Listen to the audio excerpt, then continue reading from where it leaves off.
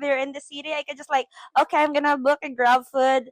So since I'm gonna tired to like to cook or something, and most especially the party nightlife there in the city. So and one thing or the things that I could not trade for anything, I would say life in the province is very in the countryside is very good for me. Before I actually don't dream of having a farm or something like that because I grew up there.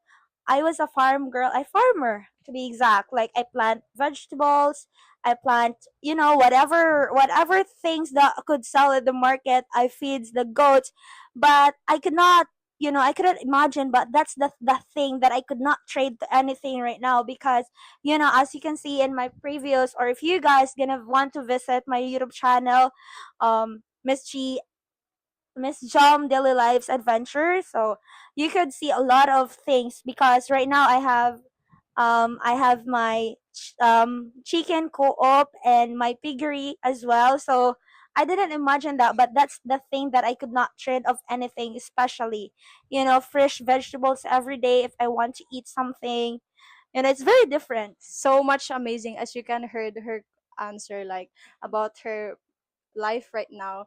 It's big different, like, right? I'm so overwhelmed actually because a lot of people gonna reach me or gonna message me that they gonna say that I'm so proud of who you are becoming right now. Like because they saw me how I struggled so much, and yeah, they are very like they make me as an inspiration to them to thrive hard as well.